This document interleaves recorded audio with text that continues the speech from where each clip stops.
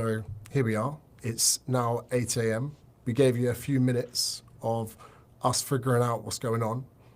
And then anyone else watching this can use Riverside as well. We've got the chat bot to the side, so if any of you do want to ask any questions, we can get into it.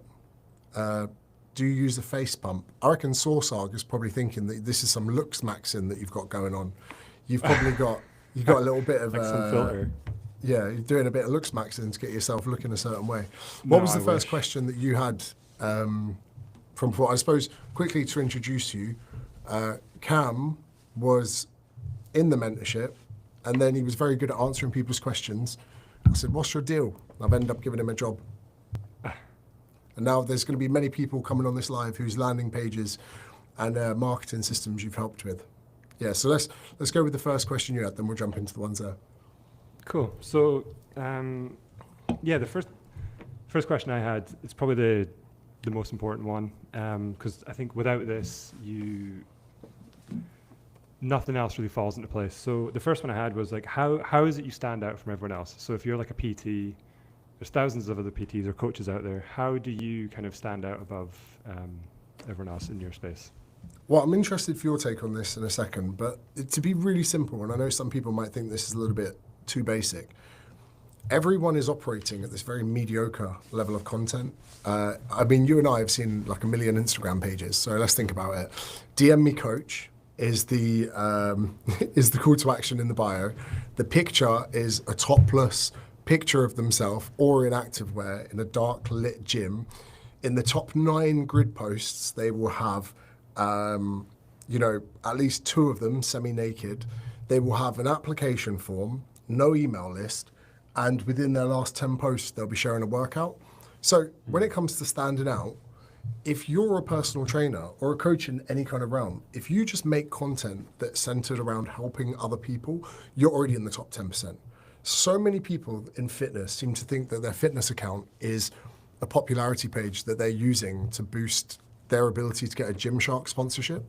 Like, what would you say would be the way to stick out? Well, for me, I think all your points are kind of good there. I think the thing that would make someone stand out the most is it kind of has to start with who is it you're actually talking to? Like, who's your actual avatar? Who's your ideal client?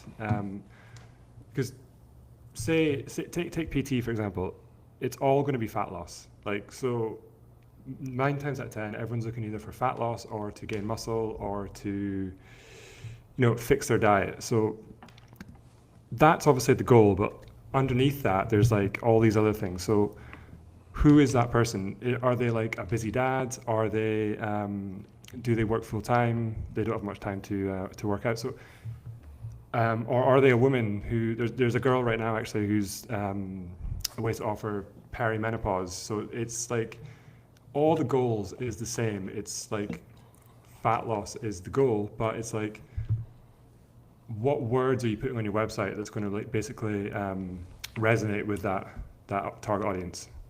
Yeah, so we see a lot of people that will be like the very first title, subheading, and body to their text will be the same as everyone else's. Mm-hmm. They're like, if you want to build muscle and lose fat, welcome to my easy system to help you shred fat without ever being hungry. And you're like, this is so generic. Every single other coach has got the exact same thing. So you would almost have to, and this was where people that work with clients in person will be able to do so much better because they've experienced the frustrations. People come in, they go, work's really killing me. I feel like I'm absolutely overworked. I'm underpaid, and I just don't feel appreciated. If I heard someone say that, I'd be like, stop right there. That's going to be the spiel for my new landing page, for my new product. Are you feeling undervalued, underpaid, and overworked? And is it causing you to, feel frustrated? Because you've literally got the words out the horse's mouth. Like, even when people come into the gym to talk to a personal trainer, they're not like, I really want to just tone up a little bit and feel my best version of myself. They never say any of that. They're like, oh, my boyfriend stopped fucking me and I'm worried he's going to leave me for a younger model. And like, you can't quite lead with, oh, if your boyfriend stopped fucking you, do this. But you could be like, you could tap into those insecurities. For me, to stick out from other people is just to be that little bit better. And I don't think that's too difficult. Then when you're in the top 10%, for instance, Doc this week, he was like, okay, what am I going to do for my next video? And his biggest video ever was doing one on Coke Zero. So I said to him, I need you to go buy like a heinous amount of Diet Cokes. And I think he ended up buying like 17 cases of Coke Zero. So he's now got 500 cans of Coke Zero in his house. But to me, that's cool because he's going to drink them anyway, or he's actually selling them back to his local coffee shop, corner shop. But he, through the act of purchasing those cases, has put himself into the top percentile of just what other coaches or other content creators wouldn't do. And for him, that probably cost him, I don't know, 100, 120 pounds in Diet Cokes that he's going to buy anyway. If anything, that's an inflation-beaten asset because they're going to go up. A Freddo was only 10p back in my day. So, you know, they're going to be £1 a can from the supermarket soon. So as long as they don't go off. Let's have a look if we've got some questions here in the comments for the next one. The interesting thing is some people are going to jump on. Some people might have seen the post saying we're doing this. Gabe says, shall I scale this product or make a higher ticket one? I don't see much, or I don't really know what your current product offering is at the moment. But I'm curious for your take on this. When it comes to high and low ticket, I feel like some people have an offering for their service. And if they say, I'm going to do a low ticket offering, what they're really saying is, I'm going to make a shitter version of it. So when they say there's going to make a shitter version, straight away they're like, okay, I'm just going to make a cheaper version that people can, you know, whatever. Then when they say high ticket, often they're just going to say something like, oh, I'm just going to make a slightly more expensive version. I'm just going to check if we've got comments on for this one. What do you think about when people say about, you know, high ticket, low ticket, and everything in between? Yeah, so I think there's like definitely a way to do it. It depends kind of what is in the offer. Like, I think, so to use you, for example, like you've got some lower ticket, like satellite courses where you kind of give like a taste of what the full mentorship's like. So it's almost like everything feeds into the main, the higher ticket offer. And when people buy those like lower ticket ones, they then get entered into a sequence, and then you kind of push them towards the higher ticket offer, which is like the full mentorship. So I think it kind of depends really, and that probably sounds quite wanky to say, but yeah, it depends on what that offering is and what can you add to the high ticket offer that is going to give people value. You know, a low ticket one can be used as almost like a lead magnet as well, in a way. So what is it you strip out, and what is it? It's almost like that step one towards the main offer would be my take on that. Yeah, so what coaches often think is, they're charging £40 a week for online coaching. They go, if I just did one for £10 a month and got 1,000 people on it, then I'm going to have this. And then you're like, hold on, for 10,000 people to buy that, you probably had to put the offer in front of 10,000 people that, you know, were semi-interested. Out of an email list of maybe 100,000, which would mean you need a social size of hundreds of thousands. Whereas if they were to just scale their existing offer by, you know, building demand and increasing their prices a little bit, that would probably be a lot of an easier way to do it. Then when people say high ticket, I think a lot of coaches have been guilty, or business gurus, let's say, over the last, you know, since the pandemic for sure. They're like, right, okay. I think business gurus have looked to their own business first and gone, how can I get a PT to have a 15K month? I'll tell you what, I'm going to create this high ticket offer. They're going to pay 6 months in advance. Then when they pay the 6 months in advance, they get, you know, suddenly you're making a £4,000 purchase. You get 10 of those. You made 40 grand in a month. Even though you've just taken the next year's worth of business and brought it forward, they can then get a microphone and go, how much did you make last month? And they go, 40 grand. Join my program. The annoying thing is with the comments here, because we're doing it through Riverside, I think only people through, it's interesting that some people can comment and some people can't. I don't get that. We're figuring out as we go along, people. What people don't realise is they're part of the experiment here, where we wanted to see if you could live stream a pod. And it looks like you can, but I couldn't even tell you why some people comment, some can't. What was the second question, Cam? So another one that kind of comes up quite a lot in the Discord, and it's not so much a question, it's more like just something I come across. It's like, what actually makes a good lead magnet, and how long should it be? Because a lot of people do different ones, and you advocate doing 30 days and 30 ways. some people have success on 7 days, 5 days, 15. So yeah, it's more just what makes a good lead magnet and how long should it essentially be? What annoys me is I actually gave people the example of 30 days and 30 days. I then used it for the mentorship and everyone's carbon copied it. And I'm like, you didn't even change the name. You didn't even change the name. And also, since doing that lead magnet, I realized that it was so generic and there was no outcome. And I had to keep it generic, right? Because the amount of people that join the mentorship are fucking accountants. They could be finance bros. They could be crypto traders. They've gone quiet. They could be personal trainers. So I had to keep it really, really kind of almost stupidly, not specific. But the issue is that so many people, for their lead magnet, want the outcome first. So they're like 30 ways in 30 days for you to lose a pound. I'm like, well, if you're losing 5 pounds of body fat, have that as the first thing you say. Lose 5 pounds of body fat with this. Get more leads with this. Hydrate properly with this. Eat the right amount of carbs with this. So for any of you out there that are thinking of carbon copying that lead magnet, switch it around. Go outcome and then methodology of how you deliver it. Because arguably that's my worst titled lead magnet in the ecosystem that I have to sell so hard on socials. But ultimately, this is my test that I like for a lead magnet. If you were to go out on the street and hold it on a sign in your local high street, are people stopping you? Because if you go like, use my fiber calculator to determine how much fiber you need, 99 out of 100 people are going to go past going, fuck off. Then one person's going to go, you spelt fiber wrong. And that's it. That's it. So then you have to have something that's kind of like thought-provoking and a bit in your face. Same way that on YouTube, you can have a boring title for a really interesting video. I'm not saying you bait people and give them something you don't, but you kind of want to build a little bit of a curiosity gap where they're eventually like, oh shit, I need that. So when it comes to a lead magnet, first thing you need to do is look at your existing ecosystem. What would really interest those people? Because I don't feel people realize enough that in advertising, we have lookalike audiences. So let's say you run ads, and I'm not a big ads person, by the way. I made most of my money ad-free. And you get an audience of people that buy your stuff. Meta comes along and goes, want a lookalike audience? And you go, what the fuck's that? And they go, we're going to give you everything that you've got here, and we're just going to replicate it with other people that have the exact same traits.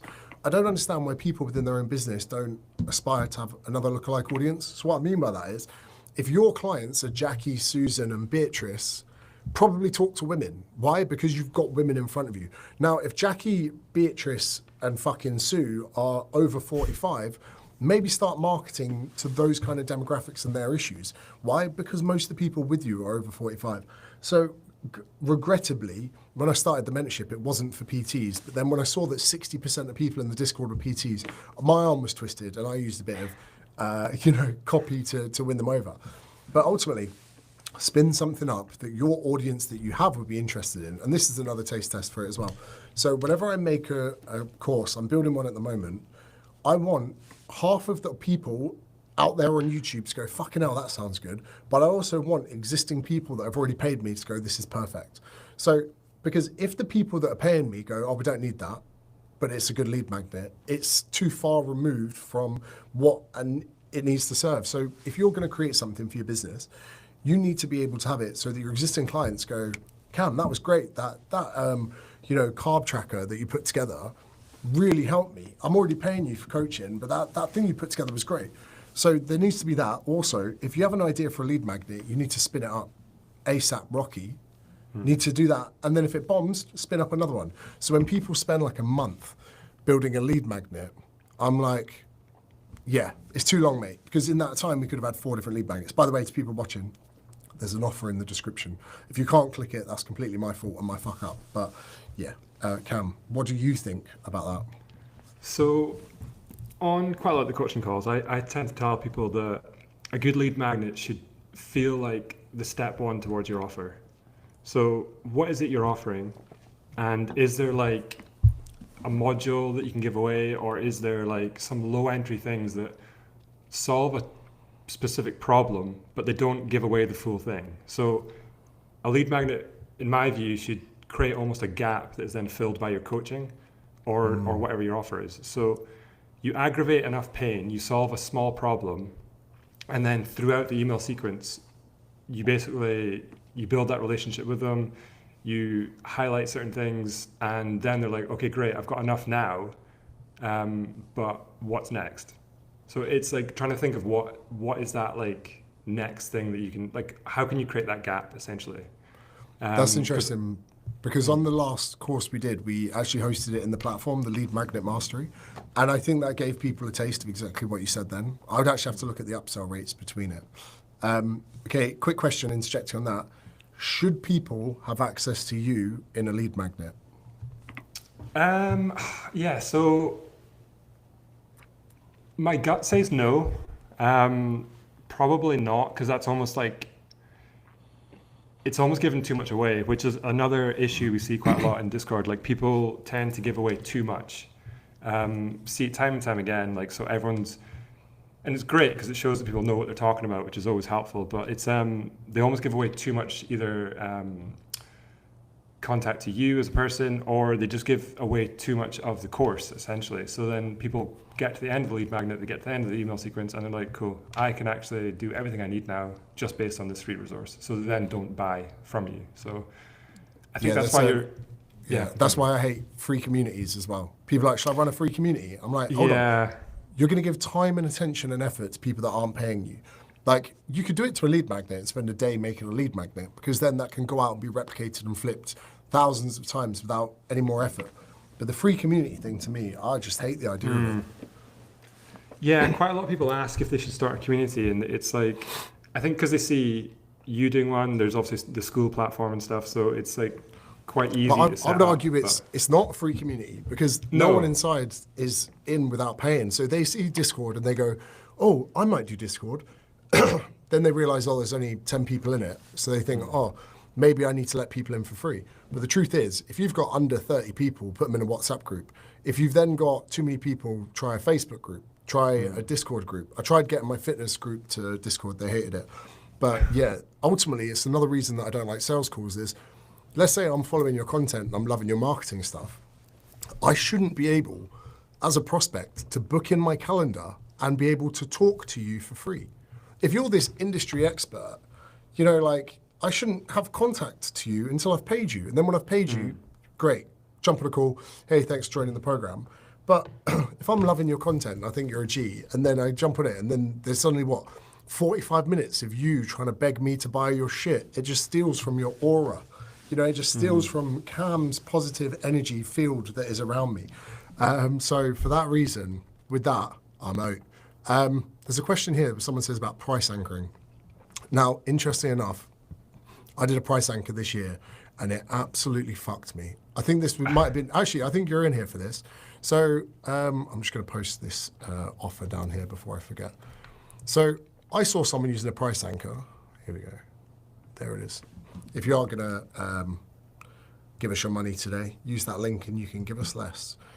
I used the price. One day I woke up, I looked at the membership. I think it was like 2.5 grand. And I remember when I studied under Ed, I paid Ed 10 grand and I did 10 calls with him. I was like, $1,000 a call. That's good. So I was like, chuck it up. We'll put it. And the only reason is I thought 10 grand next to 2.5. Everyone's going to think, fuck me, this mentorship's good. We sold 8 in 2 days. 8. So I saw the 80K come in. I was like, oh, easy money. Then I had to do the calls. And the calls were great and I learned a lot. But when someone's paying you $1,000 an hour, I was stressed, bro. Like, I was at the call 5 minutes early. Then a lot of the time I'd run over the call, we'd do 95 minutes. But on the call, I'd be like, bam, bam, bam. By the time of it, I was exhausted. Then you do 2 of those a day. Well, here's the really fucked up thing. I thought to myself, oh, I could just do 1 call a day, keep myself sharp, make $1,000. It's 360K a year. It's not a lot to have 30% of your energy drained from you in the day. So the price anchoring, like the Starbucks coffee cup, can sting you in the derriere because then people can just buy it and you've got to make sure it's worth it. So next time we do that, we're going to have it abhorrently high. I think even Porsche do it with the GT3 RS. I was thinking about this. The GT3 RS in Australia is $750,000. The GT3 is $450,000. So you're paying $300K more for just aero, DRS, and 15 more horsepower. But my God, it makes the GT3 look like a bargain. Anyway, I digress. What's the next question? So staying on lead magnets, but what if someone goes through your lead magnet and doesn't buy, what then? Fuck them. Nah, Yeah. you're dead to me. So someone joins your lead magnet. Often, I would say the majority of people, and this is probably a really good bit of advice for anyone watching, the majority of your marketing attempts will fail. The majority of your marketing attempts will fail. Even if we send out an email for this offer today and 1% of the database buy, to me, that's a fucking phenomenal result. 1% of people buying, fuck me, I'm getting the GT3 RS. So the majority of marketing attempts fail. If 1,000 people join your lead magnet, if 3 bought, I'd go, that's pretty good. Because we're not actually getting people to buy into the lead magnet for them to buy there and there. It would be good if they do, that's the objective. But that's that's what I would call a unicorn. And a unicorn is when you go up to a girl in a bar when you're young and she just says, I'm going home, do you want to come home with me? You've not even opened your mouth, right? Dunedin, remember it well. And your mates then just look at you walk out with this girl, the unicorn, that's what they say. So sometimes you get the unicorn, but really it's about the exchange. So they've done the lead magnet, hopefully they're impressed, hopefully they finished it. Another reason not to make the lead magnet too big or too long or a fucking ebook, because I've been given books that have been on my shelf for 3 years and I've not got through them. So you give me an ebook, you make my life worse, not better. So the best thing you can have with a lead magnet is like inception. You put an idea in their head or you change the way they think about something. Then I reckon it's the pit patter after that. And I've literally had it where someone's used my calorie calculator and they've joined 5 months later. So you get their email address. If they don't buy, that's fine. The real success metric is people not leaving. Because even if you get an unsubscribe rate of 5% every email, everyone goes, oh, 5% of people are leaving my email. And I'm like, that's all right. 95% of people are going, go on, tell me a bit more. And again, when people leave, everyone seems to think that they've read the email and gone, fuck you, you fucking charlatan piece of shit, I'm out. They've literally just had too many emails in their inbox that day. They're a bit flustered. They're a bit overwhelmed. They're unsubscribing to everyone, and you're one of them. And guess what? There's no guarantee they won't sign up again another time. What are your thoughts on this? Yeah, so again, it kind of comes back to like what is, I think you kind of touched on a really good point there. It's if people are hanging around, so it's like, if people haven't bought, like, what's the open rate? Like, is the open rate still staying up? Are people still interested? Because taking it back to you again, I joined your lead magnet. I can't remember which one it was, but yeah, I joined that and I didn't buy straight away. It took me probably a few months to actually pull the trigger and get into the mentorship. So yeah, if no one's buying, it could be a few reasons. Like one, they're maybe just not in a position to buy, but they were interested in the lead magnet, because everyone is at different stages of the buying journey. So it depends where you catch them. And it also depends what's in the emails itself. Like one of the common issues I see quite a lot with lead magnets is people don't know how to write emails without obviously just using ChatGPT. They don't know how to structure an email. They don't know how to ask people to buy. Someone had a 30-day email list, 30-day email sequence, and they didn't once push them towards an offer until the last day. So they kind of assumed that people would read it every day, and then like it'd all be like a neat little package at the end of it, and then everyone would just buy. It's like you kind of have to have CTAs within your email. Most people leave at a YouTube video. Most people in the first minute. Yeah. Like most people. Like the best video ever, most people have gone in the first minute. So like, it's really interesting you say that. People are afraid of selling. They're almost afraid of marketing. Like the thing, like, and this goes back to me, kind of a bit like why I think most men are wrong about women, right? I'm gonna throw this out there. I'm a taken man, child, fiance, just merely an example. Most men think that women don't want to have sex. They think women want to have a relationship and settle down and all that. No. Men, young men watching. Women want to have sex more than you do. They just want you to go through a certain set of processes before you have sex. Because they run the risk of you being a fucking weirdo, you being impolite, you being a psycho, because a lot of you are. But, you know, when you meet a woman on a first date, you can say, I think you're really hot and I want to sleep with you. However, At the same time, I appreciate that there's certain things that I've got to do. What you don't want to do is go on 10 dates with a woman and never even assert your wants and needs onto her, because she's going to go, this guy's gay. So, there's a balance between that. People are like trying to dance the dance, being like, oh no, this is just information. This is just an email. This is just for you. You still want to sell your shit, because ultimately you need to look someone in the eyes and go, oh yeah, when you give me your money, that's going to make your life better. So if you're not selling, it shows really low confidence in your product. If you're not trying to, I would say, assert your fornication onto the lady. Again, if you do it politely, that's fine, because in the world of courting, trying to use, posh words, as long as you give the opportunity to the lady to decline your offer, that's fine. Because that's really where we've gone wrong in society. Men don't even try anymore. But if you were to go on a few dates with a woman or whatever, she has plenty of opportunities to go, look, this isn't working out. Look, love to go in for dinner, whatever it is. In the sales process, people have so many opportunities to leave and to say no and to ignore you without hurting your feelings that you should be pushing all the time. Now, I granted the first email out the sequence, you could be a bit classy, but this again goes to dating.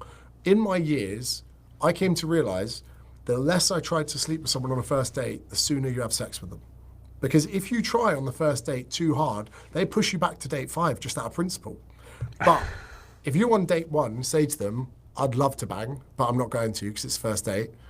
We'll do that next week. They go, next week, you cheeky bugger, but you have some fun with it. So again, your first email could encapsulate that and go, I could put a link here to get you to buy my shit, but instead I'll be classy. I'm going to sell to you tomorrow.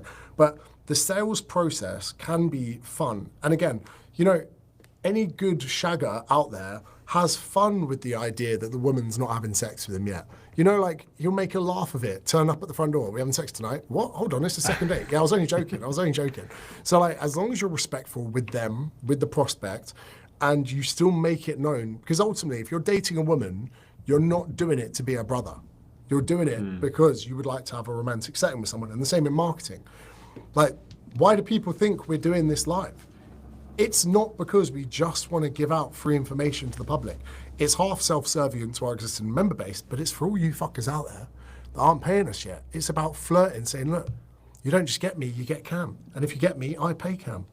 So then we'll double team you. Welcome to the 3-way, that's what we're saying. But yeah, you got to sell. You've got to put yourself out there, but also put your intentions out there. Because if you're scared to get your willy out, they're going to assume you've got a little willy. Yeah. I think also as well, people that sign up to Lead Magnet, they're like a warm prospect anyway, so they're kind of almost expecting a sell. Yeah. So it just depends on where that comes. I know you're quite an advocate. Same again, right? If you go out, if you're in a dance floor and a guy goes, "Hey, don't want to interrupt, can I get your number?" He's not just doing it to build his database, right? He's not doing it going, "Oh, I only had 99 phone contacts. I thought 100 would look good." The intent is there. He either wants to make you his wife or cheat on his wife. So signals. Sorry, Karen. Yeah. No, it's fine. I don't have all the dating analogies that you do, but yeah, I think So basically, it's just, they kind of expect to sell. They expect it somewhere, so you'd be as well get in early. So there's on day 1, I know you kind of advocate I see quite a lot of your emails. And day 1, you kind of almost have a soft sell, but then day 2, day 3, yeah. So it just people expect it. So if people aren't buying from your Lead Magnet, it could be a few different things, but it's most likely the way you're selling it. Would be my take. But yeah, so I think that kind of leads on, unless there's any questions kind of kicking up, but yeah, it kind of leads on to the next one. So another thing people get hung up on is how do you, and this goes for social posts too, but how do you actually write something that sells? How do you connect with people without just giving away too much teaching almost? So I think that I used to, first of all, subscribe to good people's newsletters, so you can understand what good and bad is. I still get Chris Williamson's newsletters, but I fucking hate him. And I'm Chris, if you're watching, 3 Minute Monday, why not just give me 1 minute Monday, 1 minute Wednesday, 1 minute Friday? Why is it that you're going to take a week's worth of information and hit me with it all at one point, especially on a Monday?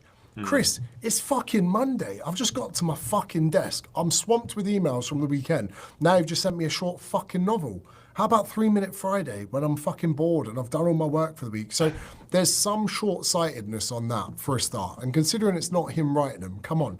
Oh, you might send a few more emails, but you get a few more nibbles. To me, that's way too much information. But I already know that he's copied James Clear. I already know that he's copied Ryan Holiday because I get their emails as well. And I'm not getting them to like read them. Then I grew up in the academy of like Paul Moore, email marketing. I would subscribe to almost all email marketers in the onset so I could determine which type of writing I liked and which type of writing I didn't. Some would be short, some would be abrasive, but you need to subscribe to email marketing so that you can appreciate how you feel when you read someone's email. Now, if Paul Moore sends me an email and there's a spelling mistake in it, I don't give a fuck. And I don't give a fuck because he doesn't give a fuck. And the fact that neither of us give a fuck makes me realize most people don't give that much of a fuck. I'd rather there was a spelling mistake than it was ChatGPT. And another thing is, everyone hates ChatGPT. Everyone hates it. The second they can sniff it, they think you're a cunt. So stop that. Then I'll never forget, and I know I've spoken about this a lot, a guy called Evil Board Genius signed up to his emails. And in one email, he wrote it drunk and told me to go fuck myself, and I bought his book. So like, there's a whole different amount of email marketing methods, whatever. But at the end of the day, it's conversational, and people think they've got no experience writing, but they WhatsApp thousands and thousands of times a week or a month. So to me, an email is a way that you can just send a message to someone. It doesn't have to have kind regards, doesn't have to have a perfect footer, doesn't have to have any design whatsoever. It can just be a case of you sending a message to someone. Hey mate, sorry I missed you today. I had the wildest day. Won't tell you too much, but it involved a cat, a midget, and a tub of toothpaste. Anyway, where was I? So the reason that I was late, and then suddenly they're like, what the fuck? You know, where the fuck, what did a midget have to do with that? So you could just have some fun with it, make people smile or whatever. But ultimately, there's a trend here, Cam. You want to start jiu-jitsu, you're going to be dog shit for 2 years. You want to start making content, you're going to be dog shit for 2 years. This is my first time doing a live stream with someone else on it. You want to do email marketing, guess what, Cam? You're going to be shit for probably a few years. But in the onset, people seem to think, oh, do you think that I didn't go live to 6 people on the internet and pretend there were thousands? Did you think that I wasn't sending an email list to one person? At one point on Aweber back in the day, I had one recipient and I had to pretend like there was loads. So everyone's got to kind of eat shit, and they're like, how do I get good email marketing? And they're very reluctant to know that the way through is, well, the way to get there is the way through. Quick one, in case you think I'm being a weirdo, these are nootropics. So they're nootropic infused toothpicks, and they're going to be going in Newtonic orders as of the next couple of weeks. So in case you think I'm trying to be cool, this is peach flavored, everyone. This is peach flavored, and when you buy stuff from the website, which I recommend, there's I think 30 milligrams of caffeine in this. So just in case you think I'm a cool kid, I'm locking in. Luke says Chris writes his own emails, right? Luke's interjected. He writes them, but he doesn't send them. He doesn't type it in there. He's paying someone else.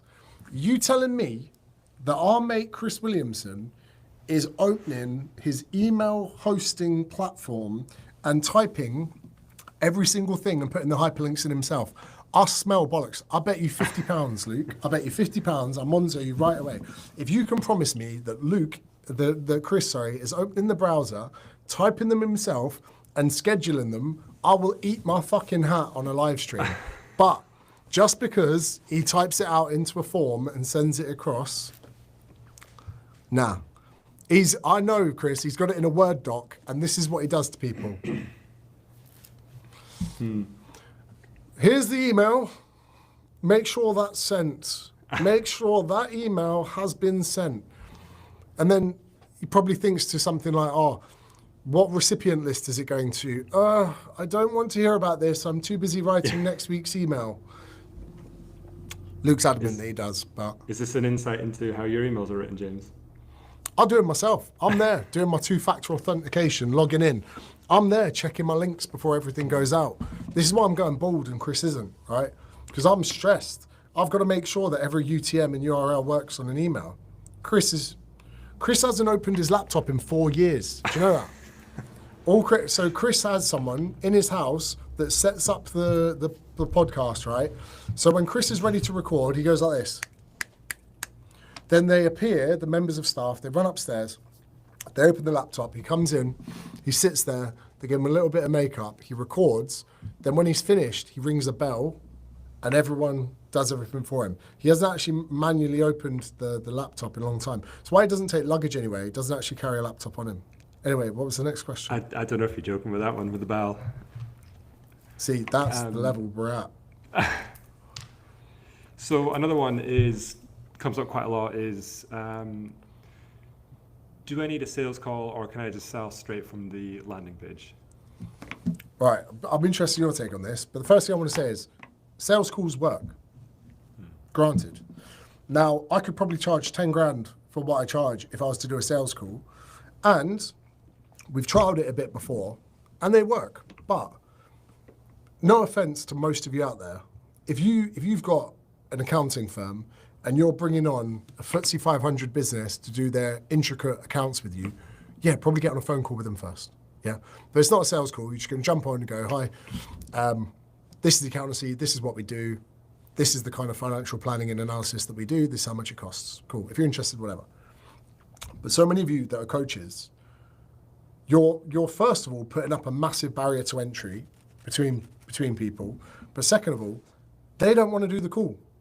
Everyone seems to think, oh, they'd love to do a call. No one wants to be sold to for 45 minutes. Think about this. People, if you want a good real-time example of this, go to like when you're in the airport trying to get a bit of perfume. You're there, you're spraying on a bit. You go, oh, that smells quite. Can I help you? Do you want to come over here? I can give you some advice on what different aftershave you can have. You're like, whoa. I'm just trying to make a decision myself. Well, come over here. I think this one could be good. You're like, mate, just fuck off and let me make a decision on my own. The majority of people that pick perfume, expensive or not, Tom Ford, maybe Aventus, Creed, whatever it is, people need to make their own decisions themselves at their own pace. What you need to do is just give them the information so they can do it.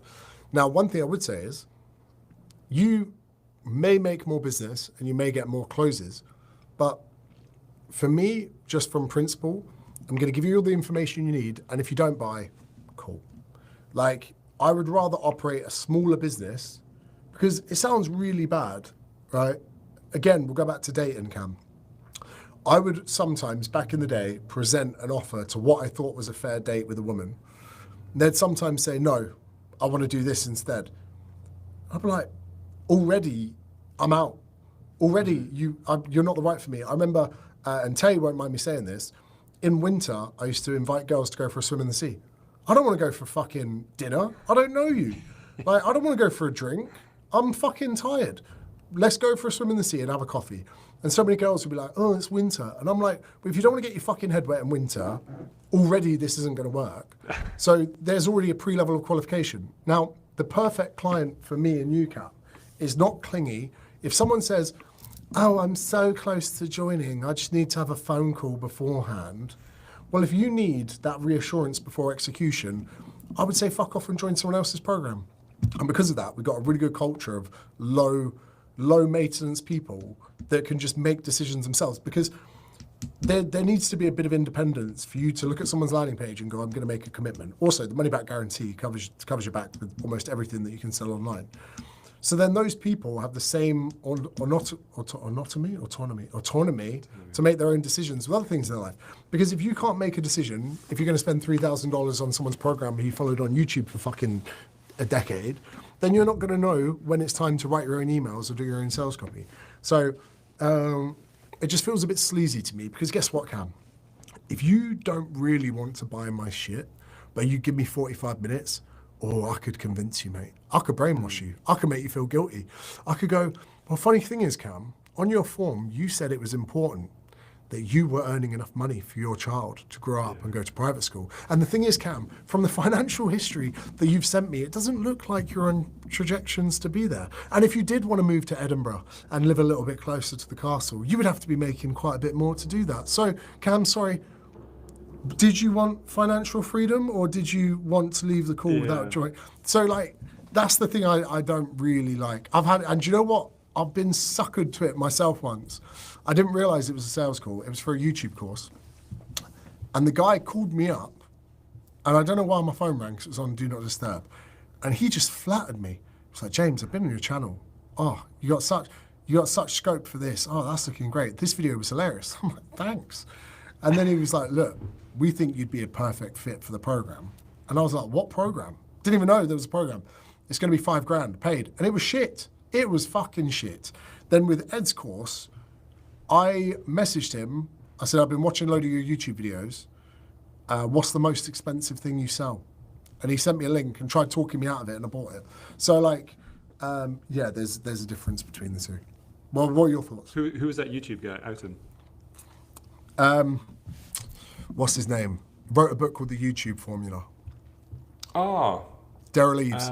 Yeah, I've got that book. But yeah. Some cunt called me up, charged me $5,000, and no offense, Daryl, if you're watching this, your video, this is one thing I'll never do, Cam. There's a 15-minute video for a 3-minute point. It's a 3-minute point. There's no need to go any further. So, yeah, that's what kills me. And again, Martin McDonald used to do the same in fitness. I studied MNU back in the day, before it was controversial. And yeah, we'd sometimes have like a 56-minute video about something you could have covered in 5 minutes. And this is what happens when you let people that used to teach at universities, because they're used to having an hour to explain a point, they take an hour explaining a point. So yeah, I prefer it the other way around. I like to curate content so people can get through it quick. But Daryl Eves, no offense, in my honest personal opinion, your course was crap. Yeah, like I personally hate sales calls. I hate doing them. I hate being on them. I hate when someone, because you can kind of smell when someone's doing it. They're trying to like kind of like what you're saying. There's like it feels like a level of like manipulation to a degree. But I think it probably comes down to, do you enjoy doing them? Are you good at talking to people? Can you recognize what type of person you're speaking to? But yeah, like I think you're like spot on with what you're saying. It's like no one wants to jump on a call. Like no one does. So the thing is as well, people, and again, Brian Mark, I'll get on with him now, but when I did a talk at Clean Health, his 45-minute talk, 15 minutes of it was a close. And now his close was very Canadian. It was very, all right, guys, these are the results. This is what I'm going to get. There are 2 closes at the back of the room with iPads. When I say go, you guys go to the back. And like some people, when you G them up, you can get them to kind of do stuff. And the issue is that I think the majority of people are too nice to cause a scene to get their money back. At Clean Health, there was actually someone I spoke to who paid some guy like 15 grand to help her with their business. I looked at his account. He's not even got 10,000 followers and he's never had a fitness business. So I was like, how have you, a very busy mum, ended up paying a fortune to some guy who's never done the thing that you've wanted? So like, I was like, there must have been some form of coercion there. Then I had to force her to discontinue the contract because she was tied into getting billed every fucking month.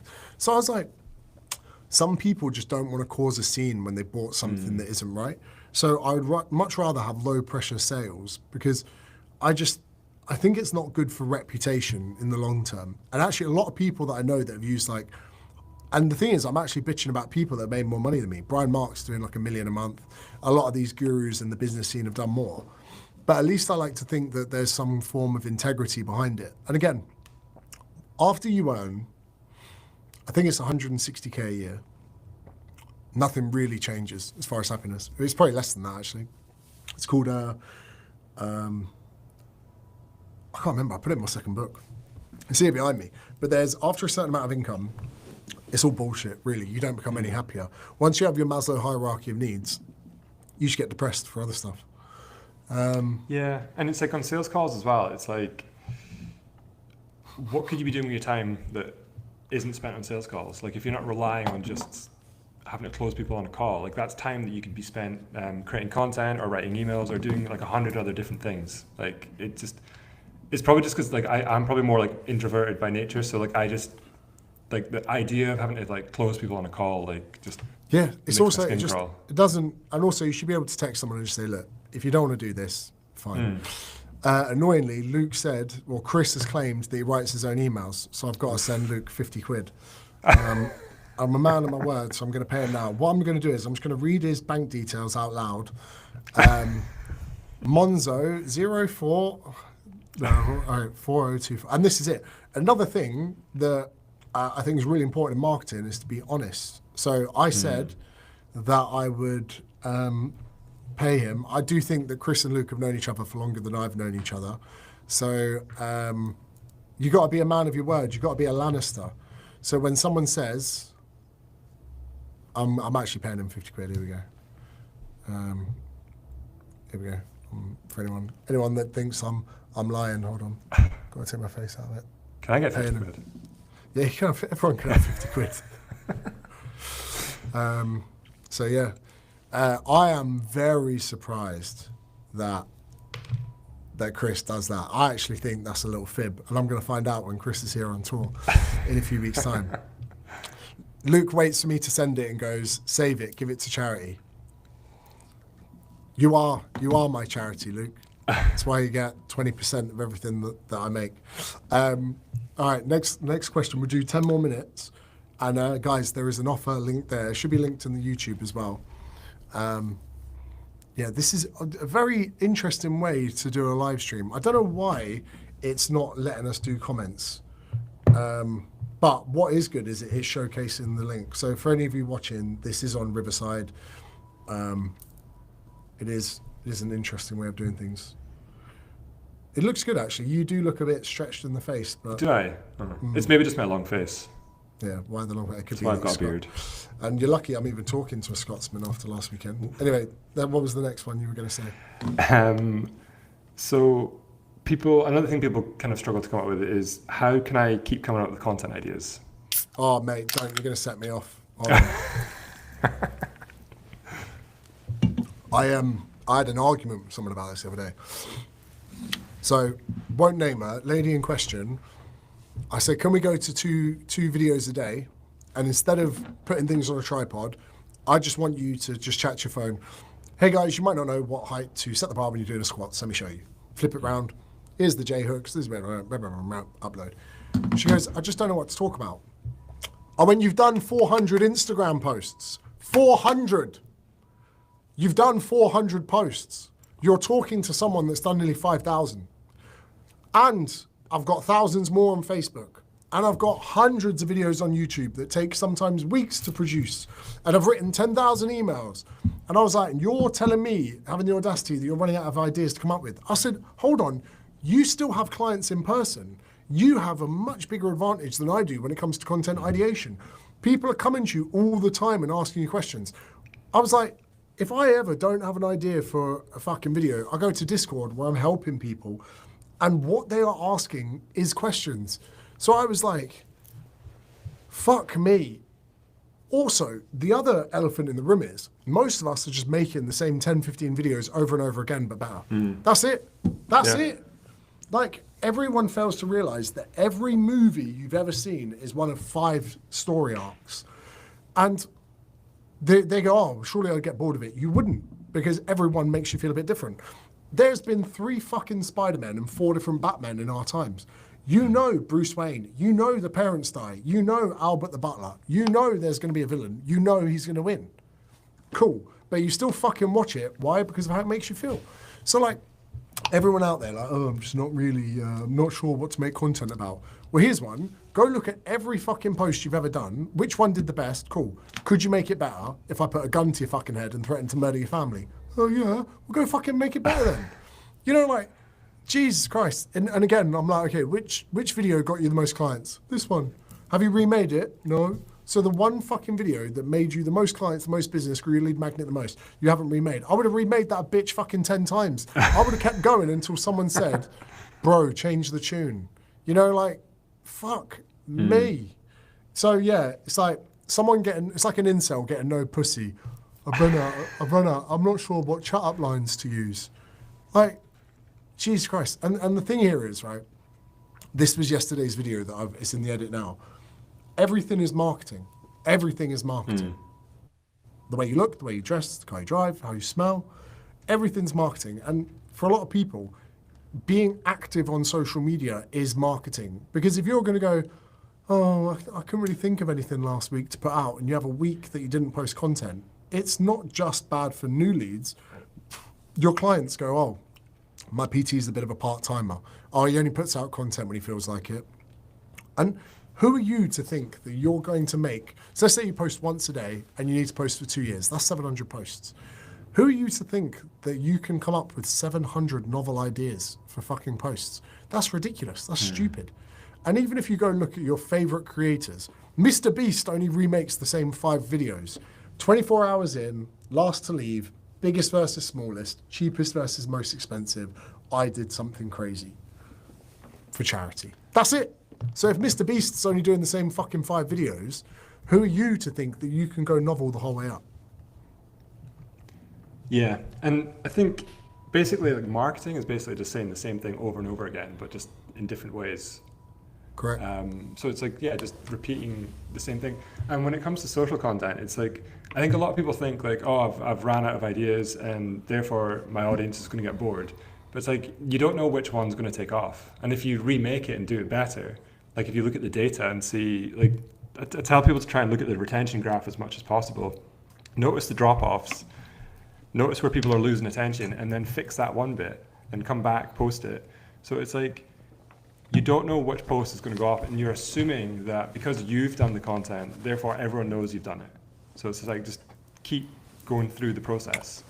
Even when it comes to like reposting old videos, people go, oh, but someone might have already seen it. You go, that's the point. And also, on a good day, if one of my videos does really well now and it gets 500,000 views, that's not even my full audience. That's not even half my audience. So not to mention how many of them would have been cold. Female fat loss, all my big hitters over the years went viral, maybe the 3rd or 4th time I posted them. So people seem to think like one and done.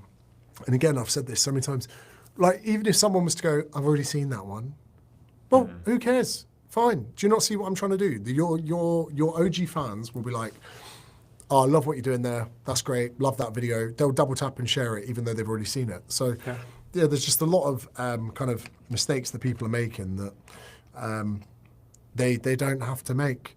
So as we're closing up towards the 1 hour mark, there is going to be a link in the description. Cam and I, we're losers. We spend all of our day helping businesses in the Discord, chatting to people. We use desktop mostly, but there's just loads of people in here that get access to us to ask questions, landing pages, squeeze pages. We're there on hand. We're not bots. Cam's the nice one. Cam will be super constructive.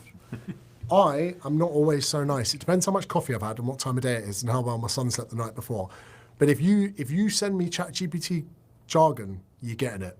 But yeah, you get lifetime access to us and all the content and courses that we produce. Everything you need is in the link in the description. And if you look at that, think you love it, and think you need a sales call, join someone else's. Join Brian Marks, right? The information's there. And for those of you that are watching this live stream, if you join and within 3 months, you don't feel like you made your money back, and you can prove to me that you've implemented what we've taught, I'll refund you in full. So, Cam, I want to thank you for coming on. No, thank you for having me. We'll do this again soon, and we'll figure out how to maybe do the comments. But for everyone else, arrivederci, and see you in a bit. Cool. See ya.